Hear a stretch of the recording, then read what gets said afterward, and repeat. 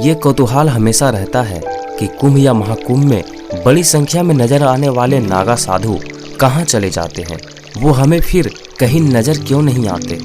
दरअसल नागा साधु अपने आप में बड़ा रहस्य भी लपेटे हुए हैं। ज़्यादातर नागा साधु आम दिनों में हिमालय में साधना में लीन रहते हैं, तो कुछ आम साधुओं का वेश धारण करके हमारे बीच घूमते रहते हैं। महाकुंभ, अर्धकुंभ या फिर सिंहस्थ कुंभ में आपने नागा साधुओं को जरूर देखा होगा। कौन है ये नागा साधु, कहाँ से आते हैं और कुंभ खत्म होते ही कहाँ चले जाते हैं? ऐसे सवाल आपके मन में जरूर आते होंगे। तो आइए हम आपको बताते हैं हिंदू धर्म के इस बड़े रहस्य के बारे में। कुंभ में श्रद्धालुओं पर अमृत वर्षा के बाद ये आम साधु सन्यासी की तरह पूजा पाठ व जाप करते हैं या फिर हिमालय की कंदराओं और घने जंगलों में तप के लिए निकल जाते हैं। इन दिनों भी वे ऐसा ही कर रहे होंगे। बहुत से नागा साधु हिमालय की गुफाओं में साधना में लीन होंगे, तो बहुत से साधु जिन्हें हम अक्सर शहरों और गांवों में देखते हैं वो भी नागा साधु हो सकते हैं। नागा साधुओं का कहना है कि साल भर दिगंबर अवस्था में रहना समाज में संभव नहीं है। निरंजनी अखाड़े के अध्यक्ष महंत रविंद्र पुरी, जो खुद भी पेशवाई के दौरान नागा रूप धारण करते हैं, कहते हैं कि समाज में आमतौर पर दिगंबर स्वरूप स्वीकार्य नहीं है, लिहाजा वो आम दिनों में सामान्य साधु के रूप में रहते हैं। नागा सन्यासी बताते हैं कि दिगंबर शब्द दिग व अंबर के योग से बना है। दिग यानी धरती और यंबर यानी आकाश।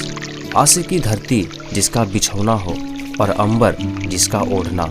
मान्यता है कि कुंभ क्षेत्र में देवताओं का वास होता है और आकाश से अमृत वर्षा होती है, इसलिए नागा साधु अपने असली रूप में होते हैं।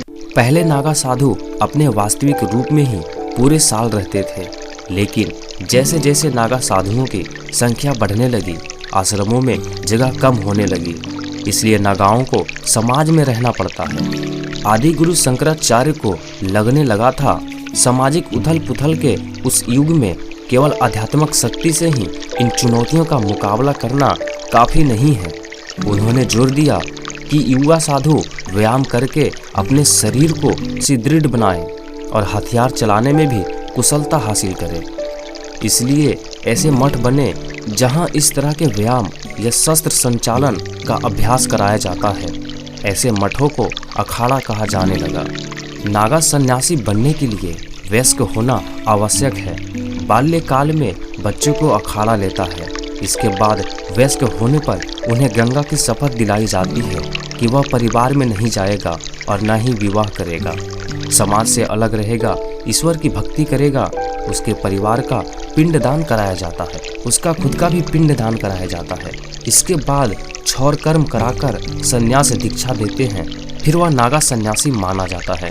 प्राचीन काल में नागा साधु युद्ध कलाओं में निपुण होते थे, यहाँ तक कि स्थानीय राजा महाराज विदेशी आक्रमण की स्थिति में नागा योद्धा साधुओं का सहयोग लिया करते थे। इतिहास में ऐसे कई युद्धों का वर्णन मिलता है जिनमें 40,000 से भी ज़्यादा नागा योद्धाओं ने हिस्सा लिया। अहमद शाह अब्दली के मथुरा वृंदावन के बाद गोकुल पर आक्रमण के समय नागा साधुओं ने उसकी सेना का मुकाबला करके गोकुल की रक्षा की। नागा साधुओं के प्रमुख अखाड़े। भारत की आज़ादी के बाद इन अखाड़ों ने अपना सैन्य चरित्र त्याग दिया। इन अखाड़ों के प्रमुख ने जोर दिया कि उनके अनुयायी भारतीय संस्कृति और दर्शन के सनातनी मूल्यों का अध्ययन और अनुपालन करते हुए संयमित जीवन व्यतीत करें। इस समय 13 प्रमुख अखाड़े हैं, जिनमें प्रत्येक के शीर्ष पर महंत आसीन होते हैं।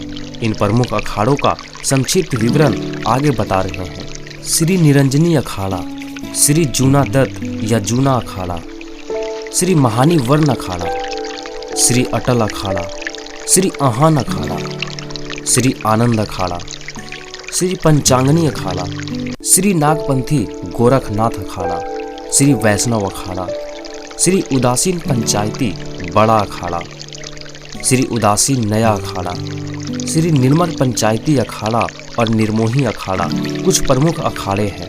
पद और उपाधि। इलाहाबाद के कुंभ में उपाधि पाने वाले साधुओं को नागा उज्जैन में खूनी नागा, हरिद्वार में बर्फानी नागा, नासिक में उपाधि पाने वाले को चिड़चिड़ा नागा कहा जाता है। इससे यह पता चलता है कि उसे किस कुंभ में नागा बनाया गया है। उनकी वरीयता के आधार पर पद भी दिए जाते हैं। दोस्तों, उम्मीद है कि ये वीडियो आपको काफ़ी पसंद आई होगी। वीडियो पसंद आई है तो इसे अभी लाइक करें और साथ ही चैनल को सब्सक्राइब करें और बेल आइकन को जरूर प्रेस करें ताकि आने वाली वीडियो की अपडेट्स आप मिस ना कर सकें। मिलते हैं अगली वीडियो में, तब तक के लिए जय महाकाल।